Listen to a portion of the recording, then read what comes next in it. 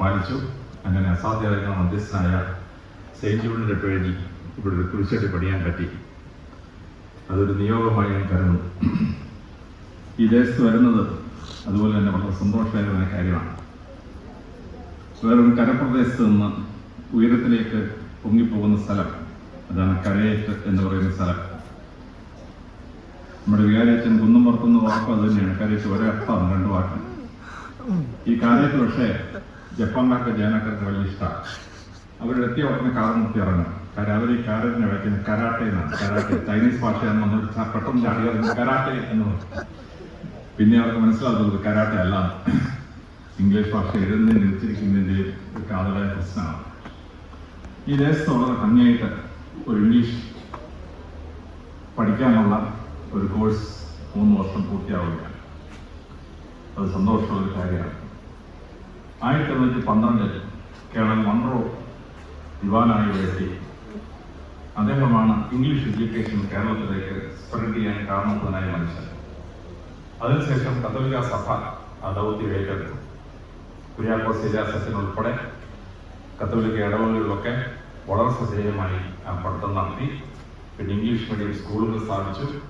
അങ്ങനെ 95% സംസാരിക്കുന്ന ഭാഷയായി ഇംഗ്ലീഷിനെ മാറ്റി. അതിൻ്റെ പരിണിത ഫലം ഇന്ന് നമ്മൾ അനുഭവിക്കുകയാണ്. 3.5 കോടി ജനങ്ങളുള്ള കേരളത്തിൽ 58 ലക്ഷം ജനങ്ങൾ കേരളത്തിന് പുറത്താണ് താമസിക്കുന്നത്. അവർക്ക് എങ്ങനെ പോകാൻ പറ്റിയതിന് കാരണം ഇംഗ്ലീഷ് ഭാഷ പഠിച്ചു എന്നുള്ളതാണ്. ഗൾഫ് മേഖലകളിൽ അവരുടെ എണ്ണഘട്ടത്തിന് ശേഷം അത് ഗവേഷണം നടത്തിയ ഇൻഡസ്ട്രി ബിൽഡപ്പ് അവർക്കൊരു യൂറോപ്പിൽ നിന്നും അമേരിക്കയിൽ നിന്നുള്ള സാഹിത്യത്തിനെ അഫോർഡ് ചെയ്യാൻ പറ്റില്ല. അതുകൊണ്ട് അവരുടെ കണ്ണുകൾ തെളിഞ്ഞത് ഇന്ത്യയിലേക്കാണ്.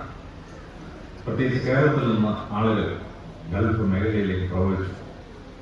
90 ലക്ഷം ഇന്ത്യക്കാർ ഇന്ന് ഗൾഫ് മേഖലയിലുണ്ട്. അതിൽ 35 ലക്ഷത്തിലേറെ മലയാളികളാണ്.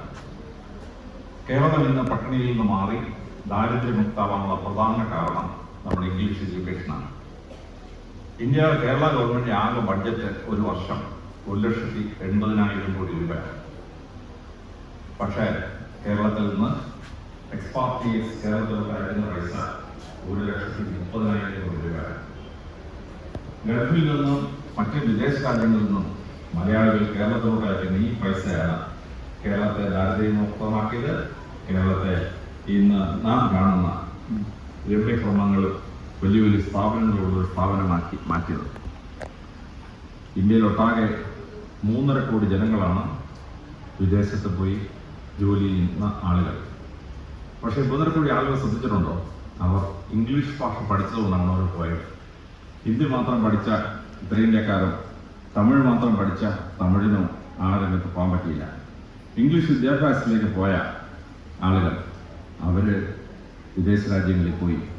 ഗുജറാത്തും മഹാരാഷ്ട്രയും തമിഴ്നാടും കേരളം ഉൾപ്പെട്ട ഒരു ജനവിഭാഗം അവരാണ് ഈ പോയ 3.5 കോടിയിൽ ഭൂരിപക്ഷവും. അതുകൊണ്ട് ലോകവാതായം നമുക്ക് തുറന്നു തരുന്നത് ഇംഗ്ലീഷ് ഭാഷയാണ്. കേരളത്തെ സമ്പന്നതയിലേക്ക് കൊണ്ടുവന്നത് ഇംഗ്ലീഷ് ഭാഷയിൽ നമ്മൾ പഠിച്ച ഒരു പഠനമാണ്.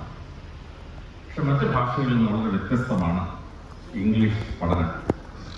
കാരണം ആ ഭാഷയുടെ പ്രത്യേകതയാണ്. നമ്മളെല്ലാം മലയാളം എഴുതുന്ന പോലെ വായിക്കും, വായിക്കുന്ന പോലെ എഴുതും. ഇംഗ്ലീഷ് ഭാഷയിൽ പറ്റിയില്ല.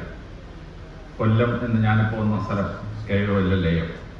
കൊള്ളാം എന്ന് പറയണമെങ്കിലും KOL ലയം. കൊല്ലാം എന്ന് പറയണമെങ്കിലും KOL ലയം. 3 മലയാള വാക്ക് ഒരേ സ്പെല്ലിങ്ങിൽ എഴുതുന്നത്.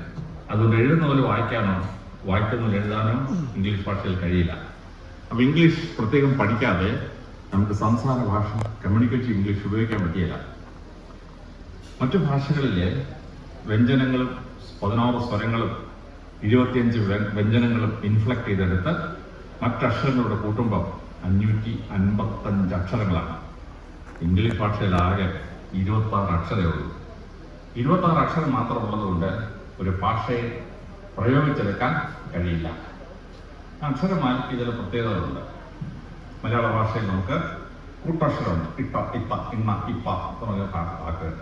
ഇംഗ്ലീഷ് ഭാഷയിൽ കൂട്ടക്ഷരം ഇല്ല.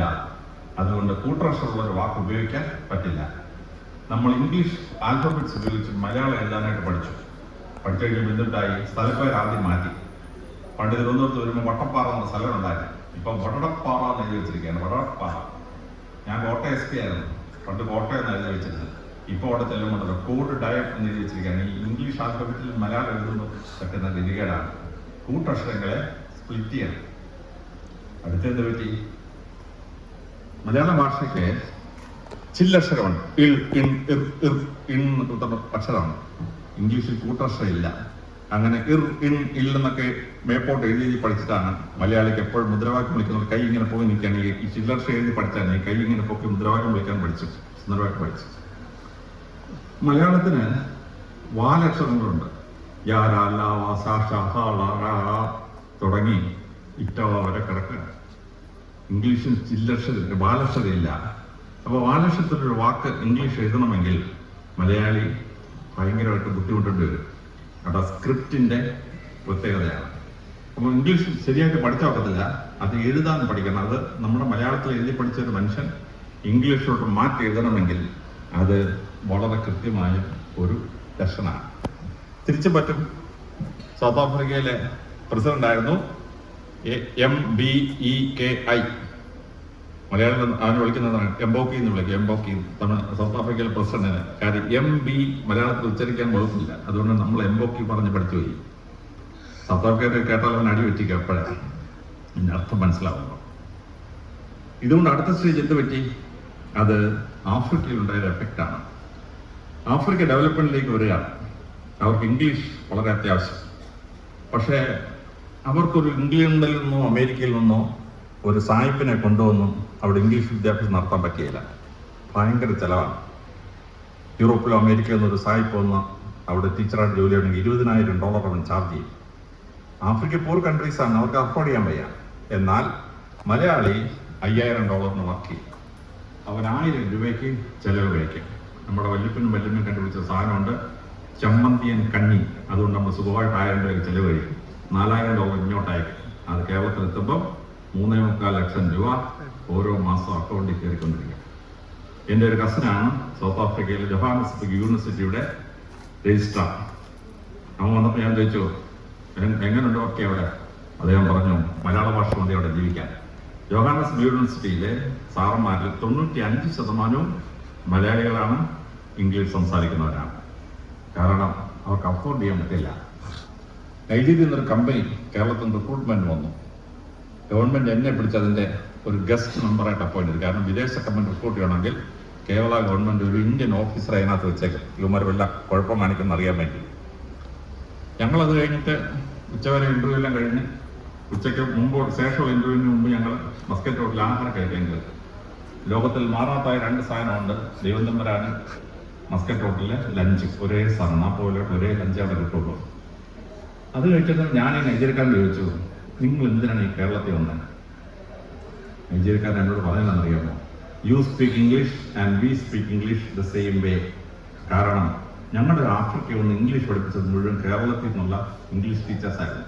Ethiopia, Sierra Leone, Nigeria, South Africa, Rhodesia, Zimbabwe, ഇവിടെ എല്ലാം ഇംഗ്ലീഷ് അധ്യാപകരായിട്ട് 1965 പോയത് കേരളത്തിൽ നിന്നുള്ള ഇംഗ്ലീഷ് ടീച്ചേഴ്സായിരുന്നു. അതുകൊണ്ട് ആഫ്രിക്കക്കാരൻ ഇംഗ്ലീഷ് പറയുന്നതും മലയാളി ഇംഗ്ലീഷ് പറയുന്നതും ഒരേ സാധനം. കാരണം നമ്മുടെ ടീച്ചേഴ്സ് കോമൺ ആയിരുന്നു. അതുകൊണ്ടാണ് ഞങ്ങൾ കേരളത്തിൽ നിന്ന് റിക്രൂട്ട് ചെയ്യുന്നത്. ഇത് മലയാളി ഇംഗ്ലീഷ് പഠിച്ചാൽ കിട്ടുന്ന വലിയൊരു ഗുണമാണ്. ഇത് വളരെ ശ്രദ്ധേയമായ ഒരു അഡ്വാൻറ്റേജാണ്. പക്ഷെ ഇംഗ്ലീഷ് ഭാഷയ്ക്ക് ഈ കുഴപ്പമുണ്ടായതാണ് ഇംഗ്ലീഷ് ഭാഷയുടെ ഗുണം. ടൈപ്പ്റൈറ്റർ കണ്ടുപിടിച്ചു. ടൈപ്പ്റൈറ്റർ കണ്ടുപിടിച്ചപ്പോൾ 550 അക്ഷരമുള്ള ഒരു സാധനം ടൈപ്പ് ചെയ്യാൻ പറ്റുന്ന ടൈപ്പ്റൈറ്റർ ഉണ്ടാക്കാൻ പറ്റുമോ? പറ്റിയില്ല. ഇംഗ്ലീഷിന് വളരെ എളുപ്പമായിരുന്നു. ഇംഗ്ലീഷ് ടക്ക് എന്ന കമ്പ്യൂട്ടർ കണ്ടുപിടിച്ചു. അറബി വളരെ എളുപ്പം. പറഞ്ഞിട്ടങ്ങ് തുടങ്ങി 26 അക്ഷരം 25 അക്ഷരമുള്ളൂ. അറബി ടൈപ്പ്റൈറ്ററിൽ പറ്റി. മലയാളമോ ഹിന്ദിയോ ടൈപ്പ്റൈറ്ററിൽ പറ്റിയില്ല. അതുകൊണ്ട് ടൈപ്പ്റൈറ്ററിന്റെ യുഗം ഇംഗ്ലീഷുകാരുടെ കയ്യിലെത്തി. കമ്പ്യൂട്ടർ കണ്ടുപിടിച്ചു. കമ്പ്യൂട്ടറിനകത്ത് 550 അക്ഷരം ടൈപ്പ് ചെയ്യുന്ന ഒരു കമ്പ്യൂട്ടർ ഉണ്ടാക്കാൻ പറ്റുമോ? ഇംഗ്ലീഷ് വളരെ എളുപ്പത്തിൽ 26 അക്ഷരവും 10 ന്യൂമറൽസും കൂടെ ചേർത്തപ്പം പെട്ടെന്ന് കമ്പ്യൂട്ടർ ഇംഗ്ലീഷ് ലാംഗ്വേജ് കമ്പ്യൂട്ടർ പിടിച്ചെടുത്തു. മലയാള ഭാഷയ്ക്ക് അത് പറ്റിയില്ല, ഹിന്ദിക്ക് അത് പറ്റിയില്ല, സംസ്കൃതത്തിന് അത് പറ്റിയില്ല. ഈ വൈകല്യം നമ്മുടെ ഭാഷയെ തകർത്തിപ്പോൾ ആ വൈകല്യം ഇംഗ്ലീഷിന് സഹായകരമായി. അവിടെ ലോകത്തിലെ ടെക്നോളജി, ലോകത്തിലെ സയൻസിൻ്റെ ഡെവലപ്മെൻറ്റും ഇംഗ്ലീഷ് കൈവശമുള്ള കുട്ടിക്ക് മാത്രം പിടിച്ചു കളയാൻ പറ്റുള്ളൂ. അതുകൊണ്ട് ഇംഗ്ലീഷ് വളരെ എളുപ്പത്തിൽ ലോക ഭാഷയായി മാറി. ബ്രിട്ടൻ ലോകത്തിലെ ഏറ്റവും വലിയ സാമ്രാജ്യം ഉണ്ടാക്കി. കാനഡയും ഇന്ത്യയും ഇംഗ്ലണ്ടും ഓസ്ട്രേലിയയും ന്യൂസിലൻഡൊക്കെ ഉൾപ്പെട്ട വലിയ ഒരു മേഖല ഉണ്ടാക്കി. ആ മേഖല ഉണ്ടായി കഴിഞ്ഞിട്ട് അമേരിക്ക സ്വതന്ത്രമായപ്പോൾ അമേരിക്ക ഏത് ഭാഷ എടുക്കണം? അമേരിക്ക തീരുമാനിച്ചു ജർമ്മൻ ഭാഷ എടുക്കണം. കാര്യം ഇംഗ്ലീഷുകാരോട് യുദ്ധം ചെയ്തിട്ടാണ് അമേരിക്ക സ്വതന്ത്രമായത്. അമേരിക്കൻ കോൺഗ്രസിൽ 1791 ചർച്ച നടക്കാൻ 9 പേർ തുടർച്ചയായിട്ട് പറഞ്ഞു നമ്മൾ ഇംഗ്ലീഷ് എടുക്കരുത്, ജർമ്മൻ ഭാഷ എടുക്കണം. പക്ഷേ അത് കഴിഞ്ഞപ്പോൾ അമേരിക്കൻ സെനറ്റിലെ പ്രഗത്ഭനായ പ്രാസംഗികൻ വന്നിട്ട് ഒരൊറ്റ പ്രസംഗം, ദൂരത്തിരിക്കുന്ന പ്രസംഗമാണ്.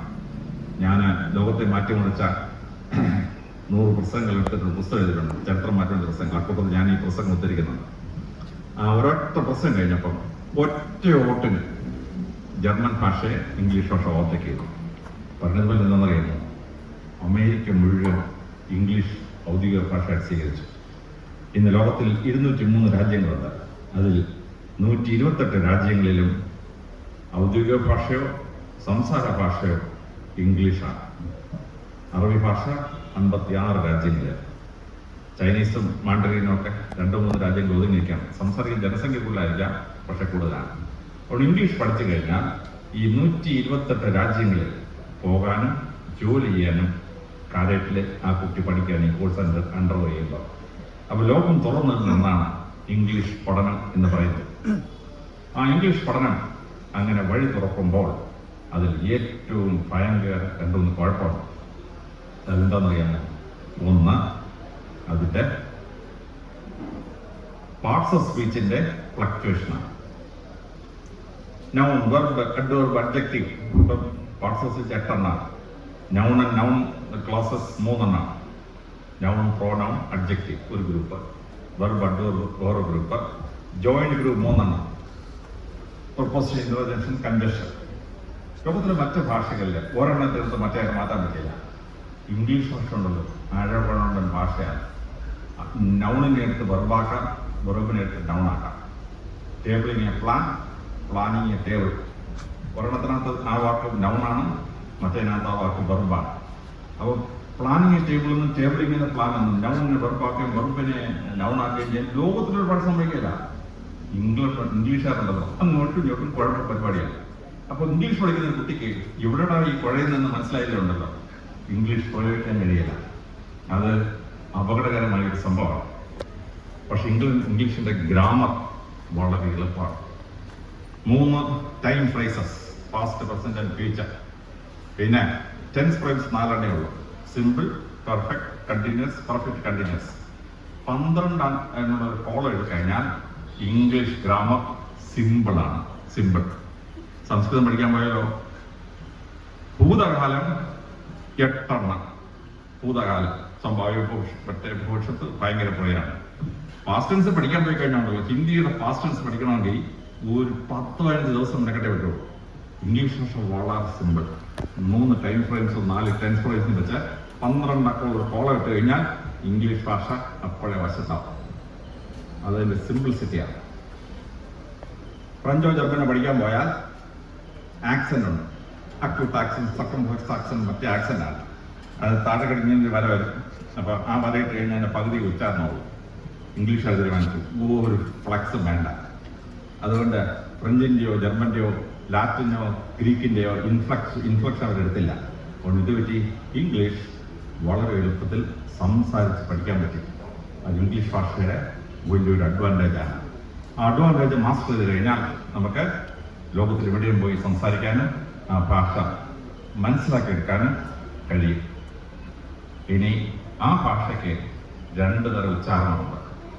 ഇംഗ്ലണ്ടിലെ ഇംഗ്ലീഷ് സംസാരിക്കുന്നതും അമേരിക്കയിൽ ഇംഗ്ലീഷ് സംസാരിക്കുന്നതും വളരെ വളരെ വ്യത്യാസമാണ്. അതുകൊണ്ട് ഇംഗ്ലീഷ് പഠിക്കുമ്പോൾ ഈ അമേരിക്കൻ ഇൻട്രൊഡക്ഷനും ബ്രിട്ടീഷ് ഇതും പഠിച്ചില്ലെങ്കിൽ രക്ഷയില്ല. നമ്മൾ ഇംഗ്ലണ്ടിൽ ചെന്ന് മാർക്കറ്റ് എന്ന് പറഞ്ഞാൽ അവന് മനസ്സിലാകത്തില്ല. അവൻ പറയുന്നത് മാർക്കറ്റ് എന്നാണ് പറയുന്നത്. ആരുടെ ഉച്ചാരണമില്ല. നമ്മൾ കേരളത്തിൽ മാർക്കറ്റ് പറഞ്ഞ് അവിടെ ചെന്ന് കഴിഞ്ഞാൽ സാഹിബിന് അത് മനസ്സിലാവില്ല. ഇംഗ്ലീഷ് ഭാഷയിലൊരു വാക്കും റൊമാൻസ് ലാംഗ്വേജിൽ ഒരു വാക്കോടെ ചേർന്ന് കഴിഞ്ഞാൽ അതിന്റെ മിഡ് അക്ഷരത്തിന് പകുതി ഉച്ചാരണം കിട്ടും. ഞാൻ 6ാം ക്ലാസ് പഠിക്കുമ്പോൾ എൻ്റെ ഒരു സാറ് വന്നൊരു വാക്കെടുത്തു, കിടിനാപ്പ് എന്ന് പറയും. കിടിനാപ്പ് 9ാം ക്ലാസ് പഠിക്കുമ്പോൾ ഒരു BSc ടീച്ചറിന്റെ ക്ലാസ്സിൽ ആ ടീച്ചർ പഠിപ്പിച്ചപ്പോൾ എനിക്ക് മനസ്സിലായില്ല കിഡ്നാപ്പ് എന്ന വാക്ക് ഞാൻ ലയാളെ കിടിനാപ്പ് എന്ന് പഠിപ്പിച്ചത്. ഈ ടീച്ചറിനെ പഠിപ്പിച്ചില്ലായിരുന്നെങ്കിൽ ഞാൻ DGP ആയിട്ട് വല്ല സ്ഥലത്ത് എസ്ഐയോട് ആരുടെ പെൺകുട്ടി കിഡ്നാപ്പ് എന്ന് വെച്ചാൽ എസ്ഐ നമുക്ക് ജീവിക്കില്ലായിരുന്നു. ഇവരെ കേട്ട DGP കിഡ്നാപ്പ് പഠിക്കുന്നു. കാരണം ഇംഗ്ലീഷ് ഇങ്ങനൊരു കുഴപ്പമുണ്ട്. ഇംഗ്ലീഷിലൊരു വാക്കും റൊമാൻസ് ലാംഗ്വേജിൽ ഒരു വാക്കോട് ചേർന്നാൽ നടുഭാഗത്തിന് പകുതിയെ ഉച്ചരിക്കാൻ പറ്റുള്ളൂ. കിഡ്നാപ്പ് എന്ന് എഴുതിയാലും കിഡ്നാപ്പ് എന്ന് പറയാൻ പറ്റുള്ളൂ. പക്ഷേ റൊമാൻസ് ലാംഗ്വേജിൽ ഒരു വാക്കും ഇംഗ്ലീഷും കൂടെ ചേർന്ന് വരുമ്പോൾ ചില അക്ഷരം നിശബ്ദമാണ്. നിശബ്ദം. കെനൈഫ് നമ്മൾ എഴുതി വെക്കും, KNIF എന്ന് എഴുതും. പക്ഷെ നൈഫ് എന്ന് ഉച്ചരിക്കാൻ പറ്റുള്ളൂ. കേക്ക് അവിടെ ഉച്ചാരണമില്ല. അപ്പൊ എവിടെയാണ് ഈ കള്ളന്മാർ ഒളിച്ചിരിക്കുന്നത്? ഇതറിയാതെ ഇംഗ്ലീഷ് സംസാരിക്കാൻ പോയാൽ ആകെ ബുദ്ധിമുട്ടാണ്. അപ്പൊ ഇവിടെ കമ്മ്യൂണിക്കേഷൻ ഇംഗ്ലീഷ് പഠിക്കുമ്പോഴാണ് എവിടെയൊക്കെയാണ് ഈ ആൾ സൈലന്റ് ആവുന്നത്, എവിടെയൊക്കെയാണ് പകുതി സംസാരിക്കേണ്ടത്, പകുതി ഉച്ചരിക്കേണ്ടത്, ബാക്കി ഉച്ചരിക്കേണ്ടാത്തതെന്ന് പഠിക്കണം. എങ്കിലേ ലോക മാർക്കറ്റിൽ നമുക്ക് ഈ ഭാഷ സംസാരിക്കാൻ പറ്റുള്ളൂ. അപ്പൊ നമ്മുടെ സ്കൂളുകളിൽ സാധാരണ നമ്മൾ പണ്ട് മലയാളം മീഡിയം സ്കൂളിൽ പഠിച്ച കുട്ടികൾ അധ്യാപകരായിരിക്കുകയാണ്. ആ അധ്യാപകൻ പഠിപ്പിക്കുമ്പോൾ പണ്ടത്തെ മലയാളം മീഡിയം സ്കൂളിലെ സാറ് പഠിപ്പിച്ച രീതിയിലെ സംസാരിക്കാൻ ആ കുട്ടി പഠിക്കുള്ളൂ. ആ സംഭാഷണം കൊണ്ട് ലോക മാർക്കറ്റ് കയറി കഴിഞ്ഞാൽ പിടിച്ചിരിക്കാൻ പറ്റില്ല. ഇത് അപകടകരമായ സംഭവമാണ്. അവിടെയാണ് ഈ കാരറ്റിലെ വിദ്യാഭ്യാസ പ്രക്രിയയിൽ നിങ്ങൾ കമ്മ്യൂണിക്കേറ്റ് ഇംഗ്ലീഷ് പഠിക്കുക. അമേരിക്കയിൽ സാഹിത്യം സംസാരിക്കുക, ഇങ്ങനെ ഇംഗ്ലീഷ് സംസാരിക്കുക. ബ്രിട്ടനിലെ ഒരു സാഹിത്യം സംസാരിക്കുക, ഇങ്ങനെ ഇംഗ്ലീഷ് സംസാരിക്കുക. അത് വളരെ ഭംഗിയായിട്ട് മനസ്സിലാക്കണം. ഇംഗ്ലീഷ് ഭാഷയ്ക്ക് മറ്റൊരു അഡ്വാൻറ്റേജ് ഉണ്ട്. ഇംഗ്ലീഷ് ഭാഷയ്ക്ക് 10 ലക്ഷത്തിലേറെ വാക്കുകളുണ്ട്. ലോകത്തിൽ 2ാമത്തെ ഏറ്റവും കൂടുതൽ ആളുകൾ സംസാരിക്കുന്ന ഭാഷയ്ക്ക് 5 ലക്ഷം വാക്കേ ഉള്ളൂ. ഇന്ത്യയിലെ മഹത്തായ ഭാഷകൾക്കൊക്കെ 4 ലക്ഷം വാക്കേ ഉള്ളൂ. മലയാള ഭാഷയ്ക്ക് 2.5 ലക്ഷം വാക്കേ ഉള്ളൂ. അപ്പൊ 2.5 ലക്ഷം വാക്കുകളുള്ള ഒരു മലയാളം പറഞ്ഞു പിടിച്ചൊരു കുട്ടിക്ക് പെട്ടെന്ന് ഇംഗ്ലീഷിലേക്ക് കയറുമ്പോൾ 10 ലക്ഷം ഒക്കാബുലറിയാണ്. ആ ഒക്കാബുലറി മുഴുവൻ നമ്മൾ മാസ്റ്റർ ചെയ്യാതെ ജീവിതകാലം മുഴുവൻ പറ്റിയല്ല. പക്ഷെ ഇംഗ്ലീഷ് ഭാഷ ശരിക്കും സംസാരിക്കണമെങ്കിൽ നമ്മൾ അറിഞ്ഞിരിക്കേണ്ട ഒരു 12,000 വാക്കുണ്ട്. ആ 12,000 വാക്ക് നമ്മെ പഠിച്ചെടുത്താൽ ഇംഗ്ലീഷ് സംസാരിക്കാം. അതുകൊണ്ടാണ് ഓക്സ്ഫോർഡിലെയും കേംബ്രിഡ്ജിലെയും പ്രൊഫസർമാർ കൂടി കാർട്ടൂൺ നെറ്റ്വർക്കും സാധനം ഉണ്ടാക്കി. ഒരു 8 വയസ്സാകുന്ന ഒരു കുട്ടിയുടെ തലച്ചോറിൽ 12,000 ഇംഗ്ലീഷ് മാസ്റ്റർ ചെയ്യും. അപ്പോൾ കാർട്ടൂൺ നെറ്റ്വർക്ക് കാണുന്ന ഒരു കുട്ടി ശ്രദ്ധയായിട്ട് കമ്പ്യൂട്ടർ ടെലിവിഷൻ നോക്കുമ്പോൾ പട്ടി, പൂച്ച, പന്നി, കടുവയും മറ്റേ താറാവെല്ലാം സംസാരിക്കുക. പക്ഷെ മൃഗങ്ങൾ സംസാരിക്കുമ്പോൾ ഇംഗ്ലീഷ് ഭാഷയിൽ ഫ്ലുവൻ്റായ ഇംഗ്ലീഷ് സംസാരിക്കാൻ ആവശ്യമായ 12,000 വാക്കുകൾ ചേർത്തിട്ടാണ് ഓക്സ്ഫോർഡിലെ പ്രൊഫസർമാർ ആ കാർട്ടൂൺ നെറ്റ്വർക്ക് ഡിസൈൻ ചെയ്തിരിക്കുന്നത്. അപ്പൊ കമ്മ്യൂണിക്കേറ്റ് ഇംഗ്ലീഷിലൂടെ പഠിക്കാതെ ഒരു കുട്ടിക്ക് ഇംഗ്ലീഷ് സംസാരിക്കണമെങ്കിൽ കുട്ടി കാർട്ടൂൺ നെറ്റ്വർക്ക് കണ്ടാൽ കുട്ടി അത് മാസ്റ്റർ ചെയ്യും. ഇത് 12,000 വാക്ക് മാസ്റ്റർ ചെയ്യാൻ കൃത്യമായിട്ട് പഠിച്ചിരിക്കണം. അപ്പൊ ഈ 10 ലക്ഷം വാക്ക് ഇംഗ്ലീഷ് ഭാഷയ്ക്ക് ഉണ്ടായത് എങ്ങനെയാണ്? അതിൽ പ്രധാനപ്പെട്ട ഒരു പരിപാടി ചെയ്യുന്നത് റെക്കഗ്നീഷൻ വേർഡ്സ് എന്ന് പറയുന്ന വാക്കാണ്. ഇംഗ്ലീഷുകാർ എവിടെയെങ്കിലും ഒരു സ്ഥലത്ത് ചെന്നാൽ അവിടുത്തെ ആളുകൾ സംസാരിക്കുന്ന ഭാഷയിലെ വാക്കുകൾ അവന് കടമെടുക്കും. മലയാളി സമ്മതിക്കത്തില്ല. മലയാളി ഫാസ്റ്റ് പാസഞ്ചർ എന്ന് പറയണമെങ്കിൽ മലയാളത്തിൽ എന്ത് ചെയ്യണം? അതിദ്രുമന ശകടം എന്ന് പറഞ്ഞതിൽ ഫാസ്റ്റ് പറയാൻ വയ്ക്കാൻ പറ്റുള്ളൂ. തമിഴന്മാർ ഓരോ വാക്കിനെ അവിടെ തമിഴ് ഭാഷയിൽ ഉണ്ടാക്കും. കേട്ടാൽ മനസ്സിലാവത്തില്ല ഏത് വാക്കാണ്. ഈ ശല്യത്തിന് മലയാളി പോയില്ല. മലയാളി എന്ത് ചെയ്തു? വാക്കുകൾ അക്സെപ്റ്റ് ചെയ്തു. പക്ഷെ ഇംഗ്ലീഷ് എന്ന പരിപാടി എന്ന് വെച്ചാൽ അവൻ ഏത് രാജ്യത്ത് ചെല്ലുന്നോ ആ രാജ്യത്തെ മനുഷ്യർ സംസാരിക്കുന്ന ഭാഷയിൽ എളുപ്പത്തിൽ സ്വീകരിക്കാവുന്ന വാക്ക് സായിപ്പങ്ങ് നമ്മുടെ ഇത് മോഷ്ടിച്ചോണ്ടു അവൻ ഇംഗ്ലീഷ് ഭാഷയിലെ വാക്കാക്കും. അവര് ഓസ്ട്രേലിയയിൽ ചെന്ന് അവിടുത്തെ ആളുകൾ ഒരുതരം വടി എറിഞ്ഞു കഴിഞ്ഞാൽ പോകുന്ന വടി പോകുന്ന വഴിക്ക് തിരിച്ചു വരും. ബൂമറാങ് എന്ന് പറയും. ഇംഗ്ലീഷുകാർ എന്ത് ചെയ്തു? ബൂമറാങ് ഇംഗ്ലീഷ് ഭാഷയിൽ വിട്ടെടുത്തു. It will boomerang upon you. ഒറ്റയടിക്ക് ഓസ്ട്രേലിയയിലെ മൗറികളുടെ ഭാഷ ഇംഗ്ലീഷ് ഭാഷയിലെ വാക്കായി. കേരളത്തിൽ ജാതി വ്യവസ്ഥയുണ്ട്. ആ ജാതി വ്യവസ്ഥ ഇല്ലേ വാക്ക് സായിപ്പങ്ങ് ഏറ്റെടുത്തു. പണ്ട് തിരുവനന്തപുരം ജില്ല മുഴുവൻ ഭരിച്ചിരുന്ന പുലയന്മാരാണ്. അവരുടെ രാജാവായിരുന്ന പുലേന. അവന്റെ കോട്ടയാണ് പുലേന കോട്ട. നെടുമങ്ങാട് രാജാവ് പുലയനായിരുന്നു.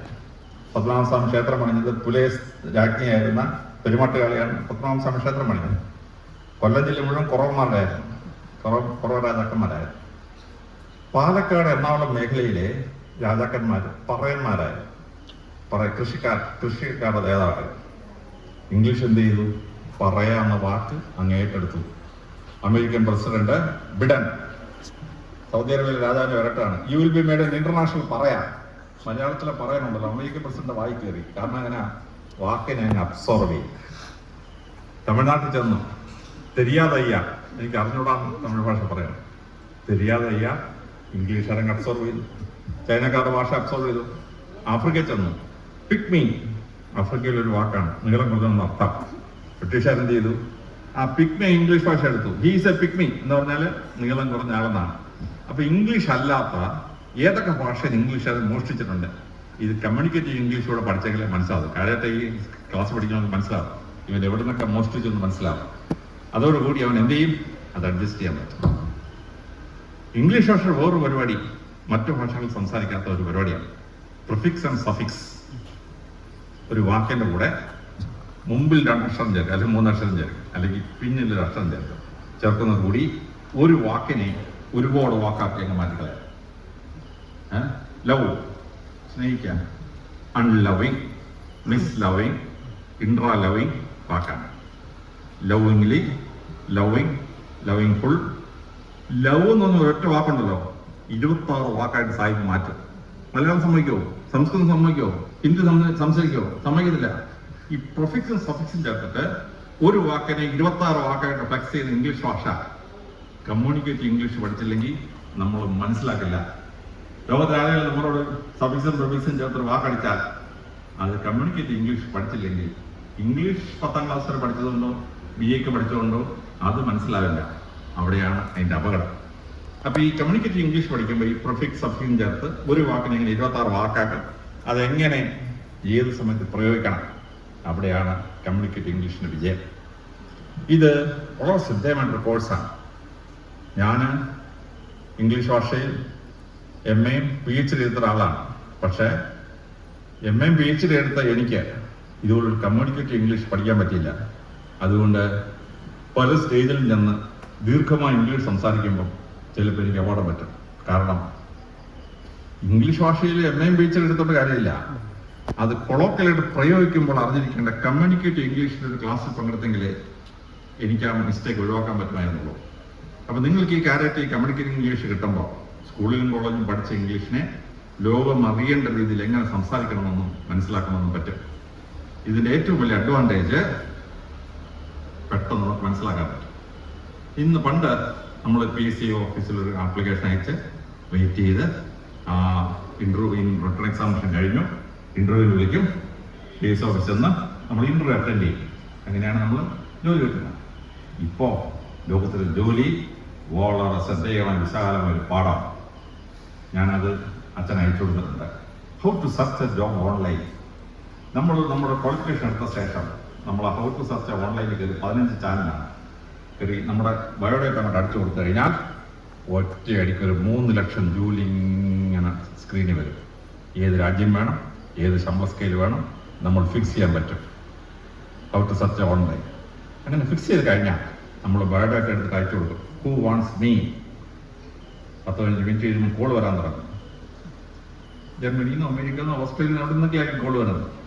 ആദ്യം അവര് ടെലിഫോണിക് ഇന്റർവ്യൂ, ടെലിഫോണിലൂടെ നമ്മളോട് വിളിച്ച് ഒരു 10-15 ചോദ്യം ചോദിച്ചു. എന്താണെന്നറിയാമോ? കമ്മ്യൂണിക്കേറ്റീവ് ഇംഗ്ലീഷ് നമുക്ക് അറിയാമെന്നാണ് ചോദിക്കുന്നത്.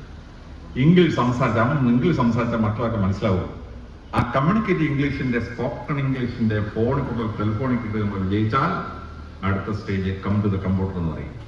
കമ്പ്യൂട്ടർ നമ്മൾ കയറി അങ്ങോട്ട് അവർ 10-15 ചോദ്യങ്ങൾ നമ്മൾ 10 ഉത്തരം അയച്ചു കൊടുക്കണം.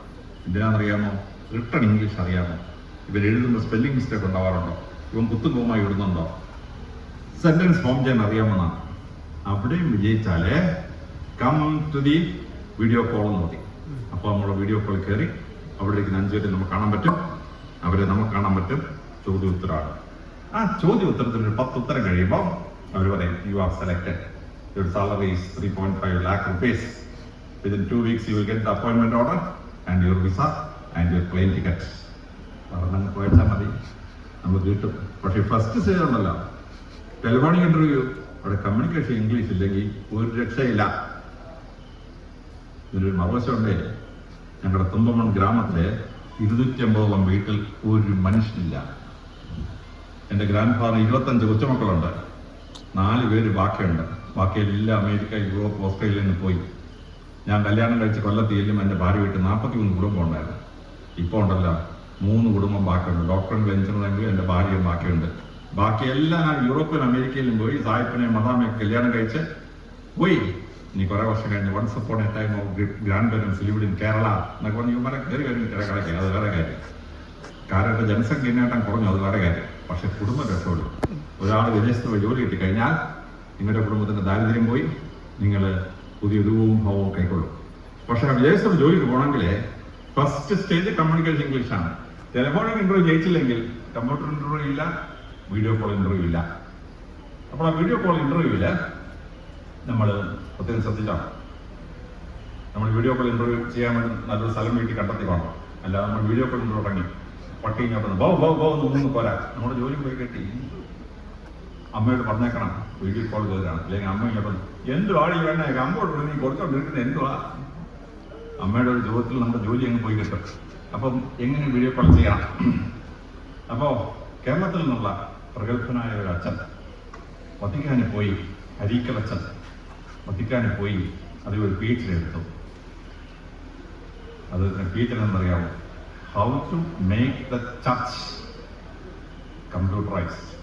ഒരു ചർച്ചിന് ഇടവക എങ്ങനെയാണ് കമ്പ്യൂട്ടറൈസ് ആണ്. സൂപ്പർ ഫീസാണ്. ഞാൻ എൻ്റെ കോപ്പി വാങ്ങിച്ച് എൻ്റെ ലൈബ്രറി വെച്ചിട്ടുണ്ട്. അപ്പോൾ പള്ളിയിൽ ഇടവക കഴിഞ്ഞാൽ 1 മണിക്കൂർ സമയം നമ്മൾ സൺഡേ സ്കൂൾ നടത്തും. അതുപോലെയാണ് ഈ കമ്പ്യൂട്ടർ. ഇതാണ് അച്ഛൻ്റെ കമ്പ്യൂട്ടറിനകത്ത് ജോബ് സെർച്ച് ചെയ്യാനുള്ള കംപ്ലീറ്റ് സാധനം കിടപ്പുണ്ട്. അതിൻ്റെ ടെലിഫോണിക് ഇന്റർവ്യൂ ചെയ്യാനുള്ള സൗകര്യമുണ്ട്, കമ്പ്യൂട്ടർ ഇന്റർവ്യൂ ചെയ്യാനുള്ള സൗകര്യമുണ്ട്, വാട്സപ്പ് നമ്മുടെ വീഡിയോ കോൾ ചെയ്യാനുള്ള സൗകര്യമുണ്ട്. അപ്പോൾ ആ ഇടവകയിലെ മിടുക്കരായ കുട്ടികൾക്ക് ലോകമെങ്ങും ജോലി കണ്ടെത്തുകയാണ് ഈ കമ്പ്യൂട്ടറൈസ്ഡ് ഇടവക ചെയ്യുന്ന പരിപാടി. അപ്പോൾ അരീക്കൽ അച്ഛൻ്റെ ആ പദ്ധതി അനുസരിച്ച് കാരേറ്റ് ഇടവക കമ്പ്യൂട്ടറൈസ്ഡ് ആയിട്ടുള്ള electronic, how to make the parish electronic എന്നാണ് അച്ഛൻ്റെ ഒരു ചാപ്റ്റർ. അപ്പോൾ ഈ കരാറ്റ ഇടവകയിൽ ഒരു ഇലക്ട്രോണിക് വിങ്ങി തുടങ്ങിക്കഴിഞ്ഞാൽ ഈ ഇടവകയിൽ അംഗങ്ങൾക്ക് മാത്രമല്ല, കാരേറ്റ് ഏത് ജാതി മതത്തിൽപ്പെട്ടവർക്കും അച്ഛൻ്റെ ഈ കമ്പ്യൂട്ടറിനകത്ത് വരാം. സ്പോക്കൺ ഇംഗ്ലീഷ് അറിയാമെങ്കിൽ നിങ്ങൾക്ക് ലോകം മുഴുവൻ ജോലി സെർച്ച് ചെയ്യാം, മറ്റ് സൗകര്യങ്ങൾ നേടാം, വിദേശ യാത്രകൾ ഓർഗനൈസ് ചെയ്യാം, അത് കംപ്ലീറ്റ് ചെയ്യാൻ പറ്റും. ഇത് വളരെ ശ്രദ്ധേയമായൊരു സംഭവമാണ്. പിന്നെ പണ്ട് ഡിഗ്രി എടുക്കണമെങ്കിൽ കോളേജിൽ പോകണമായിരുന്നു. ഇപ്പോൾ 495 ഡിഗ്രി എടുക്കാൻ എങ്ങും പോണ്ട, വീട്ടിൽ ഇരുന്നാൽ മതി. ഡിസ്റ്റൻസ് എഡ്യൂക്കേഷൻ മോഡ് എന്ന് പറയും. എനിക്ക് 8 ഡിഗ്രി ഉണ്ട്. 7 ഞാൻ എൻ്റെ വീട്ടിൽ ഇരുന്ന് എടുത്തിട്ടുള്ള ഡിഗ്രിയാണ്. കോളേജിൽ ഒരെണ്ണത്തിനെ പോയിട്ടുള്ളൂ. BSc കെമിസ്ട്രിക്ക് മാറിയാൻസ് കോളേജിൽ പോയതല്ലാതെ ബാക്കി 7 ഡിഗ്രി ഞാൻ പ്രൈവറ്റായിട്ട് എടുത്തിട്ടുള്ളതാണ്. കാരാറ്റ് നിരവധി ആളുകൾക്ക് ഡിസ്റ്റൻസിലൂടെ ജോലി എടുക്കാം. 25 വയസ്സ് കഴിഞ്ഞാൽ 1ാം ക്ലാസ്സിൽ പോലും പോകാത്ത ഒരാൾക്ക് BA എടുക്കാം. 35 വയസ്സ് കഴിഞ്ഞാൽ 1ാം ക്ലാസ്സിൽ പോലും പോകാത്ത ഒരാൾക്ക് MA പാസ്സാവാം. നേരിട്ട് MAക്ക് അപ്ലൈ ചെയ്യാം. എൻ്റെ അപ്പൻ്റെ അനിയൻ ആന്ധ്രയുടെ DIG-യാണ്. ഞാൻ എനിക്ക് അമ്മാമ്മയോട് പറഞ്ഞു, അമ്മാമ്മ എന്തൊരു ഭാഗ്യവതിയാണ്. കോടീശ്വരനായ ഒരാളുടെ മകളായി ജനിച്ചു. വളരെ ചെറുപ്പത്തിലെ എൻ്റെ അങ്കിളിനെ കല്യാണം കഴിച്ചു. DIG-യുടെ ഭാര്യയായി 3 ആൺമക്കൾ. സുഖം. ആൻറ്റി പറഞ്ഞു, പൊന്നു മോനെ എനിക്കൊരു സങ്കടമാണ്. ഞാൻ 18 വയസ്സായപ്പോൾ എന്നെ പിടിച്ച് കെട്ടിച്ച മോനെ എനിക്കൊരു ഡിഗ്രി പോലും എടുക്കാൻ ഭാഗ്യം ഉണ്ടായില്ല. ഞാൻ പറഞ്ഞു, ആൻറ്റി അതിനെ വിഷമിക്കണ്ട, ഞാൻ പഠിച്ചു തരാമെന്ന് പറഞ്ഞു. ഞാൻ ഉടനെ ഉസ്മാനിയ യൂണിവേഴ്സിറ്റിയിലെ ഡിസ്റ്റൻസ് കോഴ്സിന് അമ്മാമ്മ അങ്ങോട്ട് ചേർത്ത് ഡിസ്റ്റൻസ് പഠിക്കാനുള്ള സിലബസ് മുഴുവൻ ഞാൻ അങ്ങ് അൺലോഡ് ചെയ്ത് കൊടുത്തു. ടക്കെന്ന് 3ാമത്തെ വർഷം ആൻറ്റിക്ക് BA കിട്ടി. ആൻറ്റി ഒന്ന് തുള്ളിച്ചാടുക. 8 ഡിഗ്രിയുള്ള എനിക്ക് മനസ്സിലാവുന്നത് BA കിട്ടിയപ്പോൾ ഈ ആൻറ്റി കിടന്ന് ചാടുന്നതാണ്. ഡിഗ്രി ഇല്ലാത്തവർക്ക് എന്നെ സങ്കടം മനസ്സിലാവുന്നുള്ളൂ. കാരാറ്റ് സ്കൂളിലോ കോളേജിലോ പഠിക്കാൻ പറ്റാത്ത നിരവധി ആളുകൾക്ക് ഈ കോഴ്സിൽ ചേരാം. ഈ കോഴ്സിൻ്റെ ഭാഗമായി ഡിസ്റ്റൻസ് എഡ്യൂക്കേഷനിലെ 395 ഡിഗ്രി ഈ പാരീഷിൻ്റെ കോളേജിൽ വെച്ച് നേടിയെടുക്കാൻ പറ്റും. ഈ നാടിൻ്റെ പകതയും മാറും കമ്മ്യൂണിക്കേഷൻ ഇംഗ്ലീഷ് പഠിച്ചാൽ. വളരെ ശ്രദ്ധേയമായ മാറ്റമാണ് വിദ്യാഭ്യാസ രംഗത്തുള്ള റവല്യൂഷൻ, ജോലി നേടിയെടുക്കാനുള്ള റവല്യൂഷൻ, ലോകമെങ്ങും പിടിച്ചെടുക്കാനുള്ള വലിയ റവല്യൂഷണറി സ്റ്റേജിലേക്ക് പോവുകയാണ്. വളരെ ശ്രദ്ധേയമായി നമ്മുടെ കുട്ടികൾ കമ്പ്യൂട്ടർ യുഗത്തിൽ പഠിക്കുകയാണ്. കമ്മ്യൂണിക്കേറ്റ് ഇംഗ്ലീഷ് അറിയാത്തൊരു കുട്ടി നാടിൻ്റെ 8 ലിമിറ്റിൽ നിന്ന് പോകും.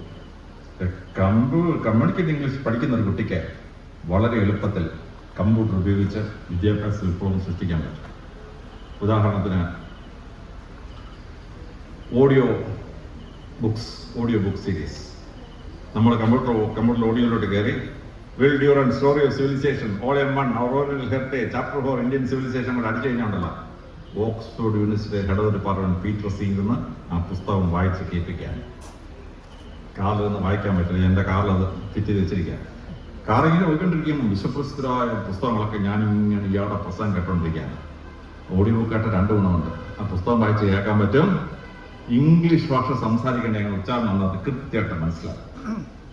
ഞാനൊക്കെ 18-20 മണിക്കൂർ കൊണ്ട് വായിച്ചു. ഞാൻ വായിക്കാൻ പാടില്ലെന്ന് എനിക്ക് അറിഞ്ഞൂടെ. എൻ്റെ ഇടത്തെ കണ്ണ് 90% അടഞ്ഞിരിക്കുക, എൻ്റെ വലത്തെ കണ്ണ് 70% അടഞ്ഞിരിക്കുക. ഞാൻ എൻ്റെ കണ്ണാടി 2 ഇരുമ്പ് ഉപയോഗിച്ച് പൊക്കിക്കൊണ്ട് നടക്കുകയാണ്. ഞാനങ്ങനെ വായിച്ച എൻ്റെ ഐ ബോൾ അനങ്ങാതായിപ്പോയി. അതുകൊണ്ട് ഒരാളിനെ കാണണമെങ്കിൽ 3-4 മിനിറ്റ് നോക്കണം. സ്ത്രീകളെ നോക്കാൻ പറ്റില്ല. നോക്കിയാൽ ഇവനെന്തോ ദുർവച്ച് നോക്കാൻ സ്ത്രീ തെറ്റിച്ച് കഴിഞ്ഞാൽ പറഞ്ഞിട്ട് വല്ല കാര്യമുണ്ടോ? അത് തെറ്റാണ്, മാറ്റാൻ പറ്റും. ഒരു രക്ഷയില്ല. നിങ്ങൾക്ക് ഈ പ്രശ്നമില്ല. 4 മണിക്കൂർ പുസ്തകം വായിച്ചാൽ അടുത്ത 4 മണിക്കൂർ ഓഡിയോ ബുക്ക് കേട്ട് പഠിക്കാൻ പറ്റും. പക്ഷെ ഓഡിയോ ബുക്ക് സാധാരണക്കാരെ കേട്ടാൽ മനസ്സിലാവുമോ? ഇല്ല. കാര്യം ഓഡിയോ ബുക്ക് കമ്മ്യൂണിക്കേറ്റ് ഇംഗ്ലീഷ് പഠിച്ചിട്ട് കുട്ടിക്ക് മനസ്സിലാവുന്നുള്ളൂ. കാരണം ഇംഗ്ലീഷ് ഉച്ചാരണത്തിലാണ് ഓഡിയോ ബുക്ക് വരുന്നത്, അമേരിക്കൻ ഉച്ചാരണത്തിലാണ് വരുന്നത്. കമ്മ്യൂണിക്കേഷൻ ഇംഗ്ലീഷ് പഠിച്ചൊരു കുട്ടിക്ക് ഓഡിയോ ബുക്ക് കേട്ടാൽ മനസ്സിലാവും. മലയാളം പഠിച്ച് പഠിച്ചൊരു കുട്ടിക്കുണ്ടല്ലോ, ഓഡിയോ ബുക്ക് കേട്ടാൽ മനസ്സിലാവില്ല, എന്ത് ഈ പറയുന്നത് മനസ്സിലാകത്തില്ല. വളരെ ശ്രദ്ധേയമായി ഇംഗ്ലീഷിലെ പുസ്തകം മലയാളത്തിൽ അവൈലബിൾ ആണ്. കുക്വ KUK ആപ്പിലോട്ട് കയറി ഗോൺ വിത്ത് മാർഗരറ്റ് മിച്ചൽ മലയാളം അച്ചോട്ടുണ്ടല്ലോ, ആ പുസ്തകത്തിന് സമ്മറി മലയാള ഭാഷയിൽ ഏത് പുസ്തകം സമ്മറൈസ് എടുക്കാൻ വേണ്ടി. ഇനി പുസ്തകം മുഴുവൻ വായിക്കണം വേണ്ട. ഞാനൊക്കെ 3000 രൂപയുടെ വാർ ആൻഡ് പീസ് 21 ദിവസം എടുത്ത് ടോൾസ്റ്റോയുടെ വാർ ആൻഡ് പീസ് വായിച്ചത്. ഇപ്പോഴത്തെ പിള്ളേരെന്ത് അറിയാമോ? Blinkist, BLINKIST Blinkist ഇട്ട് war and peace Leo Tolstoy English നടത്തി കഴിഞ്ഞാൽ 10 പേജിൽ എൻ്റെ സമ്മറി വരും. ഇനി അത് വാക്കാൽ കേൾക്കണം, വോയിസ് നച്ചു കൊടുത്താൽ മതി. എന്തുവരും ആ പുസ്തകത്തിന് സമ്മറി ഒരാളിൽ നിന്ന് വായിച്ച് കേൾപ്പിക്കുകയാണ്. പക്ഷെ വായിച്ച് കേൾക്കുന്ന മനസ്സിലാവണമുണ്ടല്ലോ, കമ്മ്യൂണിക്കേറ്റ് ഇംഗ്ലീഷ് പഠിച്ചേ പറ്റുള്ളൂ. മലയാളത്തിൽ ഇംഗ്ലീഷ് പഠിച്ചുകൊണ്ട് പോയാലുണ്ടല്ലോ, സായിപ്പ് ഈ പുസ്തകത്തിന് സമ്മറി വരുന്നൊന്നും മനസ്സിലാകത്തില്ല ബ്ലിങ്കിസ്റ്റ് കേട്ടാൽ. പിന്നെ പുസ്തകം പഠിക്കണോ? നമ്മൾ യൂട്യൂബിൽ കയറി ഡോക്യുമെന്ററി സെക്ഷനിൽ കയറി കഴിഞ്ഞാൽ 66 ലക്ഷം വീഡിയോസ് പഠിക്കുന്ന വിഷയം, സ്കൂളിൽ കോളേജിൽ പഠിക്കുന്ന വിഷയം നേരെ അങ്ങോട്ട് കയറി അടിച്ചു കൊടുത്താൽ അപ്പോഴേ സമ്മറി വരും, വീഡിയോ ആയിട്ട് വരും. പക്ഷെ വീഡിയോ വരുന്നത് എന്ത് ഭാഷയിലാണെന്നറിയാമോ? ഇംഗ്ലീഷ് ഭാഷയാണ്. പക്ഷെ കമ്മ്യൂണിക്കേറ്റ് ഇംഗ്ലീഷ് പഠിക്കുന്ന ആളിന് മനസ്സിലാവുന്നത് എന്താ ഈ പറയുന്നത്? കാരണം ഇംഗ്ലണ്ടിലെ മിഡ്ലാൻഡ് ഇംഗ്ലീഷിലാണ് ഇത് ഷേപ്പ് ചെയ്തിരിക്കുന്നത്. മലയാളം മീഡിയം സ്കൂളിൽ ഇംഗ്ലീഷ് പഠിച്ചിട്ട് കുട്ടിക്ക് അത് കേട്ടാൽ കാണുന്നത് മനസ്സിലാവും, ആ പറയുന്ന കമന്ററി മനസ്സിലാവത്തില്ല. നിങ്ങൾ കമ്മ്യൂണിക്കേറ്റ് ഇംഗ്ലീഷ് പഠിച്ചാലുണ്ടല്ലോ, ആ കമന്ററി വളരെ കൃത്യമായിട്ട് മനസ്സിലാവും. ഇത് കമ്മ്യൂണിക്കേഷൻ പഠിച്ചാലുള്ള ഗുണമാണ്. How to pick up the information. ഇപ്പൊ ChatGPTയുടെ യുഗമാണ്. ഇത് കണ്ടുപിടിച്ചവന് ഒരു സ്വർണ്ണം ഡോളർ കൂടെ കണ്ടതാണ്. ലോകത്തിലെ അറിവ് മുഴുവൻ അങ്ങ് സമാന്തരിച്ച് വെച്ചിരിക്കുകയാണ് ഈ ChatGPT. ഞാൻ ഗോവിന്ദ ചാമി ജയിൽ ചാടി വൈകിട്ട് 6 മണിയായപ്പോൾ എന്നെ ചർച്ചയ്ക്ക് വിളിച്ചത്. ഞാൻ പെട്ടെന്ന് പേപ്പർ എടുത്ത് കേരളത്തിലെ വലിയ ജയിൽ ചാട്ടങ്ങൾ, ഡൽഹിയിൽ നിന്ന് സോപാൽ ചാടിയത്, തമിഴ്നാട്ടിൽ നിന്ന് ഡ്രൈവർ കുട്ടപ്പൻ ചാടിയതെല്ലാം ഇങ്ങനെ എഴുതിയിരിക്കണം. അപ്പോൾ എൻ്റെ സണ്ണിൽ വന്നു, എന്തോ ഓപ്പറേഷൻ ചെയ്യുന്നത്? നമ്മൾ പൊന്നോനിന്ന് 7 മണിക്കൊരു ചർച്ചയുണ്ട്, ഞാൻ എൻ്റെ ഓർമ്മയിൽ നിന്ന് ജയിൽ ചാട്ടങ്ങളുടെ ലിസ്റ്റ് എടുക്കാം. അപ്പോൾ അത് ഞാൻ ശരിയാക്കി തരാം. മോൻ പെട്ടെന്ന് കമ്പ്യൂട്ടറിൽ കയറി നൊട്ടോറിയസ് ജയിൽ എസ്കേപ്പ് അടിച്ചങ്ങോട്ട് കൊടുത്തു. 200 രാജ്യങ്ങളിൽ നിന്ന് 12,000 ജയിൽ ചാട്ടങ്ങളുടെ ലിസ്റ്റ് ഇങ്ങനെ ഇറങ്ങി വരാണ് കമ്പ്യൂട്ടറിൽ. നമ്മുടെ മുന്നോട്ട് ഇത് വായിക്കാൻ സമയമില്ലല്ലോ, നീ ഒരു കാര്യം ചെയ്യും, മോസ്റ്റ് നൊട്ടോറിയസ് 100 പഠിക്കാൻ പറ്റും. അവനുടനെ മോസ്റ്റ് നൊട്ടോറിയസ് 150 അടിച്ചു കൊടുത്തു. ലോകത്തിലെ ഏറ്റവും പ്രസിദ്ധമായ 150 ജയിൽ ചാട്ടവും എന്താണെന്ന് പെട്ടെന്ന് സ്ക്രീനിൽ വന്നു. പക്ഷേ ഞാൻ വൈകിട്ടങ്ങോട്ട് ചർച്ച കയറി ആഴ്ച പറത്തി ഇതിന് മുമ്പ് പോയി DGP അറിവിടാ കമ്പ്യൂട്ടർ ചാറ്റ് GPT ഞാൻ പ്രവേശിക്കുന്ന മുഴുവൻ. ഇത് അത്ഭുത ലോകം. പക്ഷേ കമ്മ്യൂണിക്കേറ്റ് ഇംഗ്ലീഷ് പഠിച്ച ഒരാൾക്ക് കമ്പ്യൂട്ടറിൽ ഇത് അടിച്ചു കൊടുക്കേണ്ട ആവശ്യമില്ല. വാക്കാലൊന്ന് പറഞ്ഞാൽ മതി. കമ്പ്യൂട്ടറിനോട് notorious escapes in the world എന്ന് വാക്കാൽ എന്റെ ചന്നിലൊന്നും ടൈപ്പ് ചെയ്തില്ല, വാക്കാലൊന്ന് പറഞ്ഞു കൊടുത്തു. പക്ഷെ കമ്പ്യൂട്ടർ മനസ്സിലാവണമുണ്ടല്ലോ. കമ്മ്യൂണിക്കേറ്റ് ഇംഗ്ലീഷ് പറഞ്ഞാലേ കമ്പ്യൂട്ടർ മനസ്സിലാവത്തുള്ളൂ. നമ്മുടെ കാരറ്റ് ഇംഗ്ലീഷ് പറഞ്ഞാണല്ലോ കമ്പ്യൂട്ടറിന് മനസ്സിലാകത്തുള്ളൂ. എന്തോ ഈ വാക്കെന്ന് മനസ്സിലാകത്തില്ല. അപ്പൊ കമ്മ്യൂണിക്കേറ്റ് ഇംഗ്ലീഷ് പഠിച്ചൊരു കുട്ടിക്ക് കംപ്ലീറ്റ് സാധനം കൈക്കിട്ടാണ്. പണ്ട് ഞങ്ങൾ നോട്ടിയേറ്റിൽ പഠിച്ചു, 2 മാസം എടുക്കേണ്ട നോട്ടിയേറ്റിൽ പഠിക്കണം. ഇപ്പോഴത്തെ പിള്ളേരെന്തെന്ന് അറിയാമോ? നേരെ അതിനകത്ത് കയറും. David Copperfield summary possible question and answer പറഞ്ഞു കഴിഞ്ഞാണ്ടല്ലോ. ഡേവിഡ് കോപ്പർഫീൽഡ് എന്ന പുസ്തകത്തിന്റെ സമ്മറി, ആ പുസ്തകത്തിന് ചോദിക്കാൻ സാധ്യതയുള്ള 10 ചോദ്യം ഉത്തരം ടക്കെന്ന് ഇറങ്ങി വരും. കമ്മ്യൂണിക്കേറ്റ് ഇംഗ്ലീഷിൽ പറഞ്ഞെങ്കിലല്ലേ ചാറ്റ് GPTക്ക് മനസ്സിലാവത്തുള്ളൂ ഇത് പറയാൻ. അവിടെയാണ് കമ്മ്യൂണിക്കേറ്റ് ഇംഗ്ലീഷ് പഠിച്ചൊരു കുട്ടി കമ്പ്യൂട്ടറിന്റെ അത്ഭുത ലോകത്തിന്റെ വിജ്ഞാന ലോകത്തിലേക്ക് കയറി പോകുന്നു. അതുകൊണ്ട് കമ്മ്യൂണിക്കേറ്റ് ഇംഗ്ലീഷ് പഠിച്ച നിങ്ങൾക്ക് ലോകം തുറന്ന് നിങ്ങളുടെ കയ്യിലേക്ക് വരികയാണ്. ലോകത്ത് മുഴുവൻ രാജ്യങ്ങളിലും പോകാൻ, ജോലി ചെയ്യാൻ, കോടിക്കണക്കിന് രൂപ സമ്പാദിക്കാനുള്ള അത്ഭുത വാതിലാണ് കമ്മ്യൂണിക്കേറ്റ് ഇംഗ്ലീഷ് പഠനം. പക്ഷെ നിങ്ങൾ ഈ പഠനം അങ്ങോട്ട് കഴിഞ്ഞിട്ട് 2ാമത്തെ സ്റ്റെപ്പിലോട്ട് കയറണം. ഞാൻ അച്ഛൻ അയച്ചു കൊടുത്തിട്ടുണ്ട്. 6ാം ക്ലാസ് തൊട്ട് 12ാം ക്ലാസ് വരെ 65 സ്കോളർഷിപ്പ് ഉണ്ട്. ഞങ്ങളൊക്കെ അപ്പൻ്റെ അമ്മയുടെ പൈസ കൊണ്ട് പഠിച്ചു. നിങ്ങൾക്ക് അപ്പൻ്റെ അമ്മയുടെ പൈസ ഒന്നും വേണ്ട. സ്കോളർഷിപ്പ് നേടിയെടുത്താൽ സുഖമായിട്ട് അത് പഠിക്കാം. 12ാം ക്ലാസ് കഴിഞ്ഞാണല്ലോ ഇന്റർനാഷണൽ സ്കോളർഷിപ്പുകളാണ്. റോയൽ കോളേജ് ഓഫ് ഇംഗ്ലണ്ട് 20 കോടി, ഹാർവാർഡ് യൂണിവേഴ്സിറ്റി 5 കോടി, ഓക്സ്ഫോർഡ് ആൻഡ് കേംബ്രിഡ്ജ് 3 കോടി. ഇങ്ങനെയാണ് ഇപ്പോഴത്തെ സ്കോളർഷിപ്പിന്റെ ലിസ്റ്റ്. പക്ഷേ പ്രശ്നം എന്നറിയാമോ? ഈ സ്കോളർഷിപ്പിനുള്ള പരീക്ഷ ഓറലാണ്. നമ്മൾ ഈ കമ്മ്യൂണിക്കേറ്റ് ഇംഗ്ലീഷ് അറിയാവുന്നവർക്ക് ഓറലായിട്ട് ആ സ്കോളർഷിപ്പിന് മത്സരിക്കാൻ പറ്റുള്ളൂ. അല്ലാതെ മലയാളത്തിന്റെ ഇംഗ്ലീഷ് വന്നിട്ട് അവിടെ ചെന്നാലേ മാർക്ക് കിട്ടുള്ളൂ. നമ്മൾ പറയുന്നത് ശരീരത്തിലായിരിക്കും, കമ്പ്യൂട്ടറിന് മനസ്സിലാവത്തില്ല. ഞാൻ ആ സ്കോളർഷിപ്പുടെ എല്ലാ ലിസ്റ്റ് അച്ഛൻ അയച്ചു കൊടുത്തിട്ടുണ്ട്. നിങ്ങൾ ഈ ക്ലാസ് കഴിഞ്ഞോടുകൂടി ഈ സ്കോളർഷിപ്പുകൾക്ക് കോടിക്കണക്കിന് രൂപയ്ക്ക് അപേക്ഷിക്കണം. റോയൽ കോളേജ് ഓഫ് ഇംഗ്ലണ്ടിന്റെ 20 കോടി അടിച്ചെടുക്കണം. പീരുമേട്ടിലൊരു കുട്ടിക്ക് കിട്ടി കഴിഞ്ഞ പോലെ 20 കോടി. കാര്യത്തിൽ നിങ്ങൾ കമ്മ്യൂണിക്കേറ്റ് ഇംഗ്ലീഷ് പഠിക്കുന്ന ഏത് കുട്ടിക്കും അത് പഠിച്ചിട്ട് ഈ കോടികളുടെ സ്കോളർഷിപ്പ് പഠിച്ചെടുക്കാം. പണ്ട് ഞങ്ങളൊക്കെ വീടിനടുത്ത സ്കൂളിൽ പോയി. കോളേജിൽ ഏറ്റവും അടുത്തൊരു കോളേജിൽ മാനേജ് ചെയ്തു. ഇപ്പോൾ ഉണ്ടല്ലോ ലോകത്തിലെ 700 യൂണിവേഴ്സിറ്റിയിൽ നിങ്ങൾക്ക് പഠിക്കാം. 10 വിദേശ യൂണിവേഴ്സിറ്റി പഠിക്കാൻ എങ്ങും പോണ്ട. കാര്യമായിട്ട് ഞങ്ങളുടെ വീട്ടിലിരുന്ന് അവിടെ ഡിഗ്രി എടുക്കാം. ഞാൻ 700 യൂണിവേഴ്സിറ്റിയുടെ ലിസ്റ്റും അവിടെ പഠിക്കാവുന്ന 5000 കോഴ്സുകളുടെ ലിസ്റ്റ് അച്ഛൻ അയച്ചു കൊടുത്തിട്ടുണ്ട്. നിങ്ങൾ കമ്മ്യൂണിക്കേറ്റ് ഇംഗ്ലീഷ് പഠിച്ചാൽ അതിലേക്ക് കയറി ആ കോഴ്സിന് പോയി ഭംഗിയായിട്ട് പഠിച്ച് ലോകം പിടിച്ചടക്കി തിരിച്ചു വരാൻ പറ്റും. അടുത്ത സ്റ്റേജ് നിങ്ങൾ പഠിക്കാനുള്ള കോഴ്സുകളാണ്.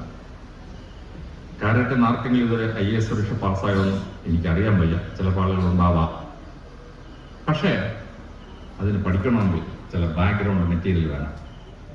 മലങ്കര കത്തോലിക്ക സഭയിൽ നിന്ന് ചീഫ് സെക്രട്ടറിമാരായ ലിസി ജേക്കബ് ഉണ്ടായി, KM അബ്രഹാം ഉണ്ടായി, DGPമാരായ ജേക്കബ് പന്നസ് ഉണ്ടായി, ഞാനുണ്ടായി, കൊച്ചിയിലെ കൊച്ചിൻ ഷിപ്പ്യാർഡ് ചെയർമാൻ ജേക്കബ് ഉണ്ടായി, മഹാരാഷ്ട്രയിലെ പൂനായിലെ കളക്ടർ എലിസബത്ത് ഉണ്ടായി. അങ്ങനെ 8ഓളം സിവിൽ സർവീസിലെ പ്രമുഖരെ മലങ്കര കത്തോലിക്ക സഭ സൃഷ്ടിച്ചു. പക്ഷേ 2 കൊല്ലം മുമ്പ് എല്ലാവരും തീർന്നു. ഇപ്പോൾ CSI സഭക്കാർ ഒരു പെണ്ണിനെ കിട്ടിയത് നമ്മുടെ സ്വീകാര്യത്തെ ഒരു മലങ്കര കത്തോലിക്ക സഭയെ കല്യാണം കഴിച്ചു. ഞങ്ങളൊരു മരുമകളായിട്ടുള്ള IAS ആയിട്ട് വന്നിട്ടുണ്ട്. തമിഴ്നാടുകാരാണ്, മഹാരാഷ്ട്രക്കാരാണ്. ഈ ഇടവകയിലെ കുട്ടികൾ ശ്രദ്ധേയമായി നിങ്ങൾ പഠിച്ചാൽ നിങ്ങൾക്ക് സിവിൽ സർവീസ് മാസ്റ്റർ ചെയ്യാൻ പറ്റും. എങ്ങനെയാണ് സിവിൽ സർവീസ് പഠിക്കേണ്ടതെന്നും വായിച്ചിരിക്കേണ്ട പുസ്തകം ഏതാണെന്നും ഒക്കെ വിശദമായി ഞാൻ അച്ഛനെ അയച്ചു കൊടുത്തിട്ടില്ല. ആവശ്യമുള്ള അച്ഛൻ്റെ നിന്ന് കളക്ട് ചെയ്യണം. സിവിൽ സർവീസിന് പഠിക്കണം. പക്ഷേ സിവിൽ സർവീസിൽ നമ്മളൊക്കെ അമ്പരപ്പിക്കുന്ന 2 സർവീസുകളുണ്ട്.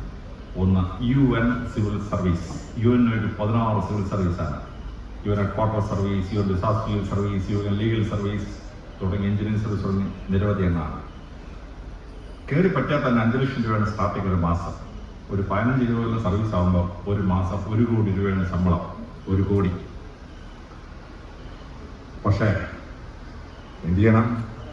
നിങ്ങൾ ഡിഗ്രി കഴിഞ്ഞ് YPP പ്രോഗ്രാമിൽ ചേർന്ന് 3 കൊല്ലം കഴിഞ്ഞിട്ട് UN സിവിൽ സർവീസിൽ അറ്റൻഡ് ചെയ്യാൻ പറ്റുള്ളൂ. അറ്റൻഡ് ചെയ്യണമെന്നുണ്ടല്ലോ, നിങ്ങൾക്ക് കമ്മ്യൂണിക്കേറ്റീവ് ഇംഗ്ലീഷ് അറിയാമെങ്കിലേ ആ ഇൻ്റർവ്യൂ നിങ്ങൾക്ക് അറ്റൻഡ് ചെയ്യാൻ പറ്റുള്ളൂ, അല്ലെങ്കിൽ പാസ്സാവാൻ പറ്റില്ല.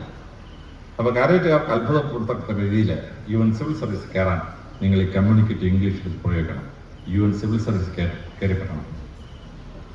400ഓളം സർവീസുകളുണ്ട്. എന്താണെന്നറിയാമോ? ഇന്റർനാഷണൽ സിവിൽ സർവീസുകൾ.